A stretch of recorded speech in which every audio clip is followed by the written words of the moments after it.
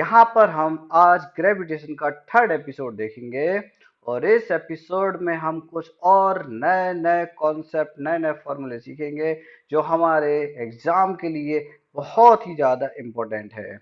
इसके पहले दो एपिसोड की लिंक आपको डिस्क्रिप्शन बॉक्स में मिल जाएगी। तो अब हम यहाँ पर जीते हैं। आज हमारा टॉपिक है motion of object under the influence of gravitational force of the earth. तो अर्थ जब किसी ऑब्जेक्ट पर फोर्स लगाती है तो उसका कुछ मोशन होगा और वही मोशन हम यहाँ पर देखने वाले हैं।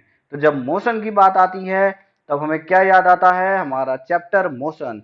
और वहां पर एक और बात याद आती है, वो होती है इक्वेशन ऑफ मोशन। तो हमने वहां पर तीन इक्वेशन सीखी थी। v equal to you plus A T, S equal to U T plus half A T square, V square equal to you square plus two A S.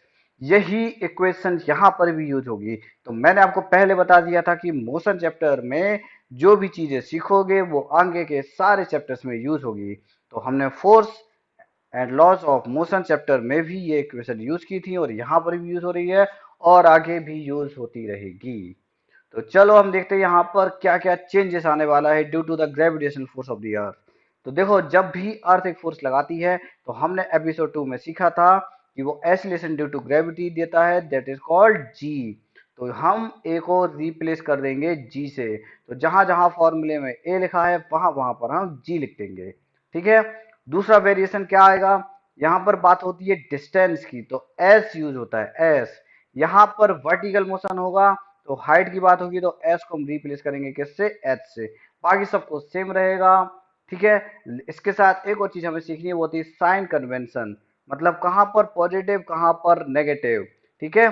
तो कहाँ पर पॉजिटिव कहाँ पर नेगेटिव ये भी हमें देखना है। तो बहुत सारी बुक में अलग अलग स्टैंडर्ड के हिसाब से उन्होंने डायरेक्शन लिए हैं, पर मैं आपको यहाँ पर बताऊंगा मैथ के हिसाब से, क्योंकि वही चीज आपके मैथ में भी यूज हो रही है। तो यहाँ पर आपको अलग से एफर्ट नहीं लगाना पड़ेगा। तो मैथ में हमने क्या देखा था कि ऊपर जो भी चीजें होती है वो सब पॉजिटिव होती हैं वाई एक्सिस पर, और नीचे जो कुछ होता है वो नेगेटिव होता है।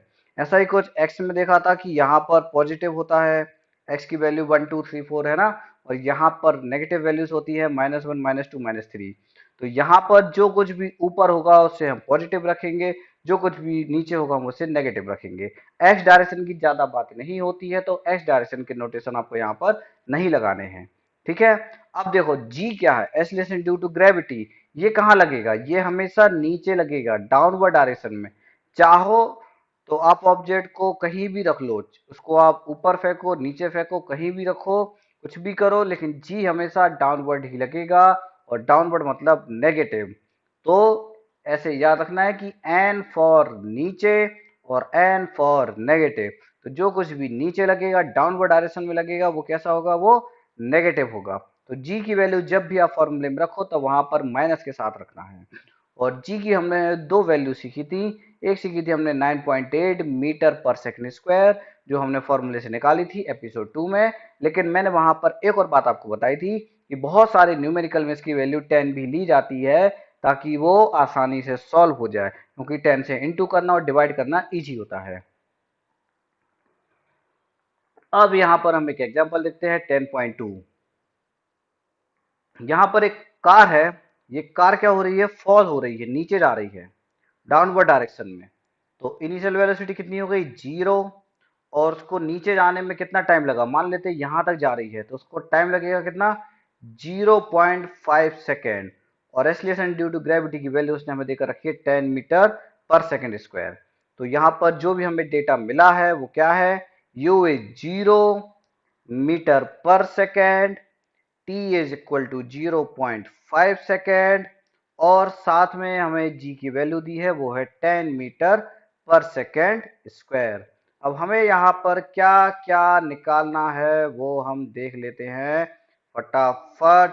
तो देखो, इसको पहले मैं रफ कर देता हूँ डायग्राम को ताकि हमारे पास स्पेस आ जाए और हम देख सकें कि हमें कौन कौन से फिजिकल क्वांटिटीज यहाँ पर निकालनी है। ओके। तो हमें देखो क्या क्या निकालना है।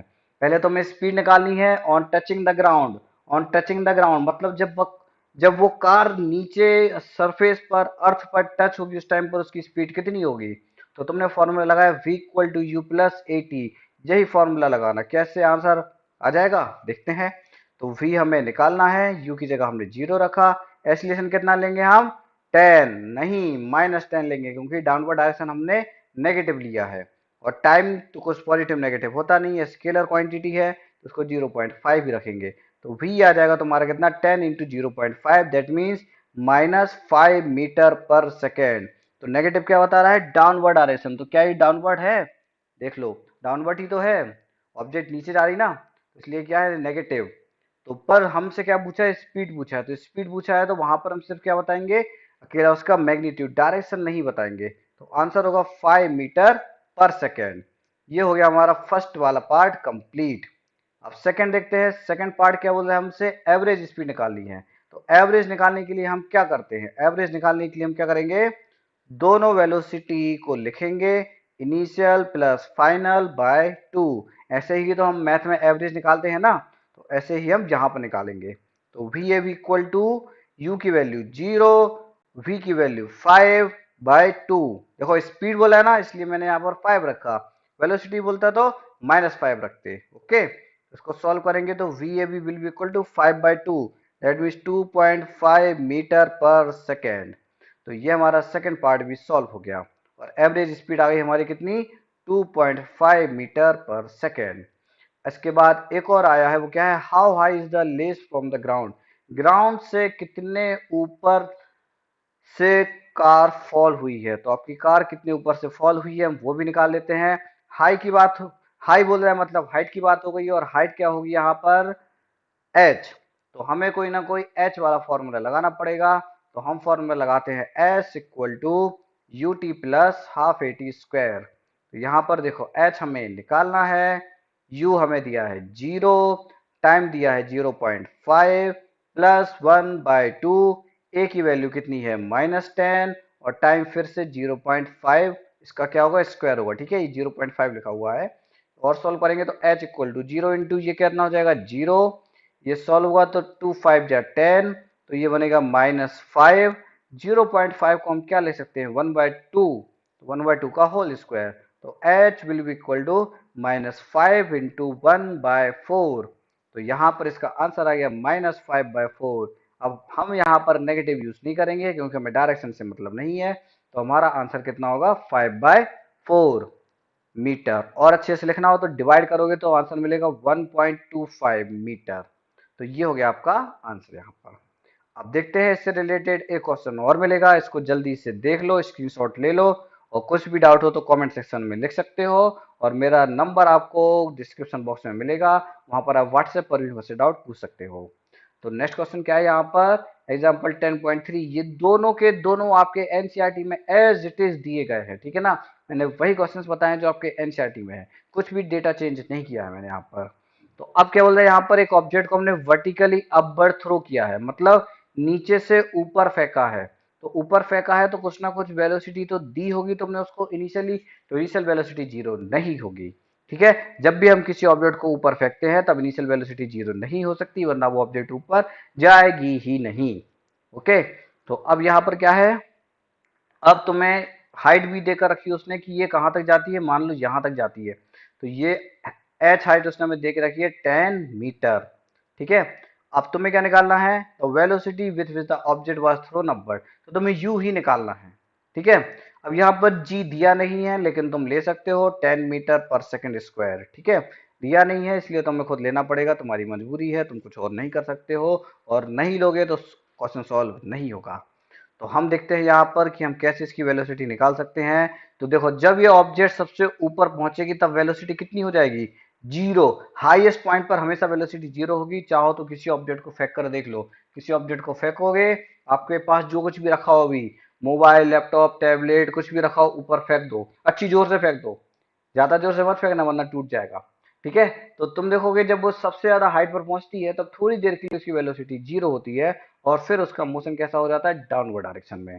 तो यहाँ पर उसने तुम्हें बताया नहीं है कि फाइनल वेलोसिटी 0 है, लेकिन तुम्हें ये चीज याद रखनी है कि वेलोसिटी यहाँ पर 0 है। तो देखते हैं हम कौन सा फॉर्मूला यहाँ पर लगाएं कि हमारा आंसर आ जाए। तो जो जो हमें डेटा दिया है उसके हिसाब से हम लगाते हैं यहाँ पर s equal to U T plus half A T square. क्या उससे आंसर आएगा? नहीं आएगा, क्योंकि टाइम नहीं दिया है। तो फॉर्मूला कौन सा लगाएंगे? V square equal to you square plus 2as। तो v 0 u तुम्हें पता करना है 2 और a की वैल्यू कितनी ले हम -10 और हाइट कितनी लेंगे अब यहाँ पर हाइट लेंगे हम 10 क्योंकि हम इसको यहां से देख रहे हैं ना तो ऊपर देख रहे हैं तो ऊपर क्या होगा पॉजिटिव तो h ऊपर तो पॉजिटिव आएगा ठीक है और g तो हमेशा नीचे ही लगना है इसलिए वो नेगेटिव रहेगा। तो 0 इक्वल टू यू स्क्वायर ये तीनों मल्टीप्लाई होंगे तो ये बन जाएगा कितना -200 -200 को उठाकर यहाँ ले जाओ तो ये बन जाएगा 200 इक्वल टू यू स्क्वायर। दोनों साइड रूट ले लो तो ये कितना बचेगा √200 इक्वल टू यू। और अच्छे से लिखना हो तो इसको हम लिख सकते हैं √2 इंटू 100 100 का √10 और ये √2 तो ये आंसर आ जाएगा कितना इनिशियल वेलोसिटी तुम्हारी हो जाएगी कितनी 10√2। तो फर्स्ट वाला पार्ट सॉल्व हो गया। अब सेकंड वाला निकालना है। सेकंड वाले में तुम्हें क्या पता करना है कितनी देर में ऊपर पहुंचा the time taken by the object to reach the highest point. तो टाइम निकालना है तो टाइम का फॉर्मूला देखते हैं हम कौन सा लगा सकते हैं। तो आप इसको लगा दो v equal to you plus A t लगा दो। ओके तो v 0 u निकाला 10√2 a मतलब g की वैल्यू नेगेटिव साइन के साथ तो -10 और टाइम तुम्हें निकालना है तो 0 इक्वल टू 10√2 -10t और इसको उठाकर यहाँ ले जाओ तो ये बन जाएगा 10t इक्वल टू 10√2 10 10 कैंसिल तो यहाँ पर t की वैल्यू आ जाएगी √2 और √2 को हम क्या लिख सकते हैं √2 को लिख सकते हैं 1.414 सेकेंड ठीक है। तो नियर अबाउट आंसर हो जाएगा 1.414 सेकेंड। यहाँ पर दो क्वेश्चंस हमारे पास हैं इसमें है what do mean by free fall और दूसरा दिया है what do mean by acceleration due to gravity. ये दोनों चीजें मैंने एपिसोड 2 में बताई है उसकी लिंक आपको डिस्क्रिप्शन बॉक्स में मिलेगी वहां पर जाकर इन्हें देखो और इनका सॉल्यूशन बनाओ और मुझे व्हाट्सएप पर सेंड करो। मैं देखूंगा किन किन बच्चों ने सही सही आंसर दिया है और जो आपके लिखने का पैटर्न है वो सही है या नहीं है क्योंकि एग्जाम में हमें स्टेप भी देखनी होती है पूरा उसका पैटर्न भी देखना होता है। अगर ऐसा नहीं करोगे तो बहुत बड़ी दिक्कत हो सकती है ठीक है। तो मैं आपको वहां पर मार्किंग स्कीम के हिसाब से बताऊंगा कि कहाँ पर आपसे मिस्टेक हो रही है और कहाँ पर आप सही कर रहे हो। तो आज का लेक्चर हम यहीं पर करते हैं वाइंड अप। मिलते हैं नेक्स्ट एपिसोड में। तो जो भी बच्चे यहाँ पर नए हैं इस चैनल को सब्सक्राइब करें और बेल नोटिफिकेशन दबाएं ताकि जब भी मेरा लेक्चर आए तो आपको उसकी इन्फॉर्मेशन सबसे पहले मिले और इसको लाइक एंड शेयर जरूर करें अपने फ्रेंड्स के साथ।